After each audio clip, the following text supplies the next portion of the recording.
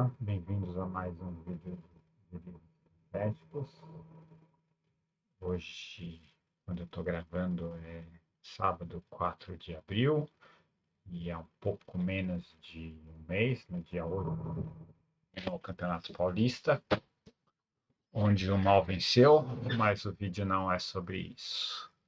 O vídeo é sobre times do interior do estado que chegaram à final, ou quando na época dos pontos corridos, ao vice-campeonato, pelo menos. E antes de entrar no assunto do vídeo propriamente dito, eu quero falar um pouco sobre as minhas fontes. Uma delas é este livro, História do Campeonato Paulista, Ídolos, Decisões, Gols, Estatísticas de 95 anos de campeonato. Isso foi de 1996 para 1997. Essa é a segunda edição já, na verdade. Os autores são Valmir Stort e André Fontenelle, que à época da publicação eram jornalistas na Folha. Não sei exatamente onde estão hoje em dia. Eles eram bem jovens, então suponho que sim estão, mas não sei por onde. O livro é bem interessante, bastante bem pesquisado. Não, me parece que tem um erro histórico a respeito da virada dos campeonatos de 1990 para 1991, mas nesse momento não vou adentrar essa seara. A minha outra fonte é a Wikipédia, e na verdade é a minha fonte principal, no caso. Antes de eu mostrar um pouco de lá, eu quero falar um pouco sobre o meu conceito de interior, pelo menos no contexto futebolístico do Campeonato Paulista de Futebol. Peraí, cadê meu papel de anotações? Perdão. Oxi.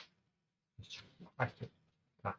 Eu só quer dizer, eu desconsiderei como interior times do litoral. No caso, estamos falando basicamente da cidade de Santos, que além do glorioso Santos Futebol Clube, também teve à época o Espanha, que depois se tornou o Jabaquara, vice-campeão paulista.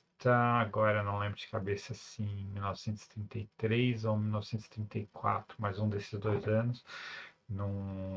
Foram anos que teve 2 campeonatos paulistas, um pela APE e outro pela Federação Paulista de Futebol, que não é a mesma Federação Paulista de Futebol de agora.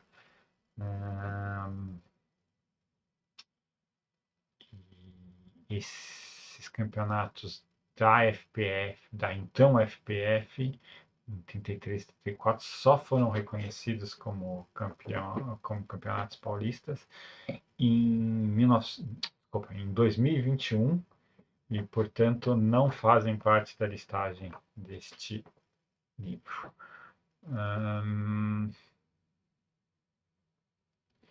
E além dos times do litoral, também excluído o conceito de time do interior, as equipes da Grande São Paulo. Então, São Caetano, Santo André, Água Santa, que mais que tem aqui? Deixa eu ver se... Audax de Osasco também não incluí. Todos esses times foram pelo menos vice-campeões, mas não vão entrar aqui na minha listagem. O outro ponto de nota é que este é meu primeiro vídeo nesse canal em que a análise vai ter um aspecto histórico mais do que matemático.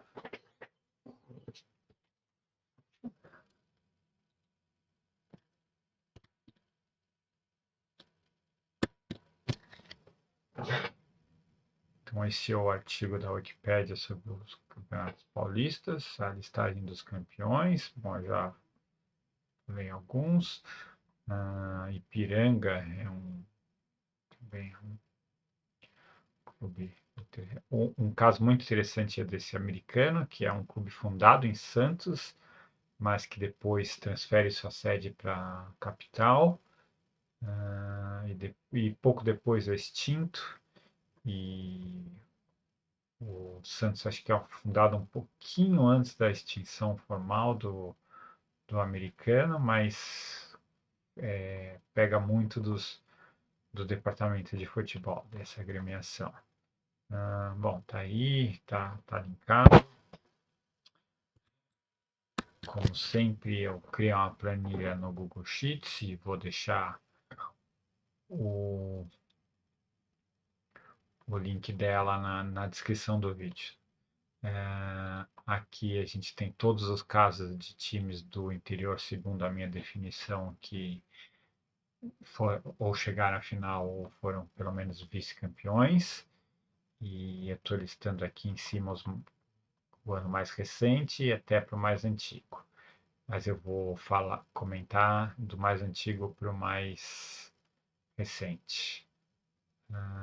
Então, lá em 1929, a Ponte Preta foi o primeiro time do interior a ser vice-campeã paulista, ainda na era dos pontos corridos, feito que ela repetiu em 1970. Em 1976, o 15 de Piracicaba foi vice, mais ou menos pontos corridos, mas foi um paulista, tipo, aqui eu pus entre aspas, né, tipo, sabor pontos corridos, mas essa teve uma fase em pontos corridos, aí uma parte das equipes classificaram, se juntaram os grandes e fez feito uma nova fase também em pontos corridos, e aí o 15 de Piracicaba foi vice-campeão. Aí já com finais, a gente tem mais 3 vice-campeonatos da Ponte Preta. Em 77, perdendo para o Corinthians. Em 79, eu não lembro, mas possivelmente o Corinthians também. Em 81, para o São Paulo. Deixa eu dar uma olhada em 79, vai, que eu não... Corinthians mesmo. Em 81, São Paulo. Aliás, a década de 80 foi, no Campeonato Paulista foi totalmente dominante para São Paulo, ganhou 5 dos 10 títulos disputados e foi vice em outros 2. Em 1986, a gente teve o primeiro caso numa equipe do interior vencendo o Campeonato Paulista, Inter de Limeira, que derrotou o Palmeiras na final. Em 88, o Guarani foi vice-campeão para o Corinthians. E em 89, o São José, de São José dos Campos, foi vice para o São Paulo, fechando a década mais dominante do São Paulo no Paulista. Em 1990, que eu ponho um grande destaque, a gente teve a famosa final caipira entre Bragantino e Novo Horizontino. A rigor, esse Novo Horizontino não é o mesmo Novo Horizontino de agora de 2026, mas eu vou considerar como o mesmo, que é o mesmo escudo, o mesmo mascote, praticamente o mesmo nome, é a mesma família que cuida do clube, então é o mesmo, mas não é o mesmo. É tipo, oficialmente não é o mesmo, não é o mesmo CNPJ, oficialmente é uma outra entidade, mas é basicamente a mesma. É como se fosse uma refundação do clube. Em 2001, nós tivemos o Botafogo de Ribeirão Preto como vice. Não lembro para quem. Apostaria Corinthians se tivesse que. É, exato, Corinthians. Em 2002, nós tivemos, de certa forma, uma segunda final caipira, que foi o Ituano ganhando do União São João de Araras. Mas isso, no geral, não se refere a essa final como uma final caipira, porque os times grandes não estavam participando do Campeonato Paulista. Naquele ano, creio que os grandes também não participaram do Campeonato Carioca no Rio Grande do Sul. Teve um Rio-São Paulo que foi jogado, o Corinthians foi campeão, São Paulo vice, E aí nos campeonatos estaduais as equipes grandes não participaram, o Ituano venceu o Campeonato Paulista e também a federação organizou ainda entre o Ituano e os três melhores times de São Paulo no Rio São Paulo, uma competição curta que eles chamaram de Super Campeonato Paulista, em que o Ituano eliminou o Corinthians na semifinal, o São Paulo passou pelo Palmeiras e depois sagrou-se campeão.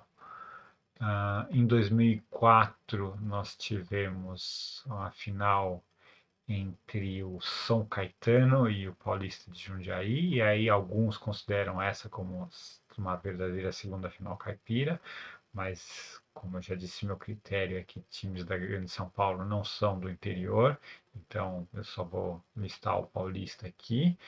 Esse Campeonato Paulista de 2004 é muito especial para mim.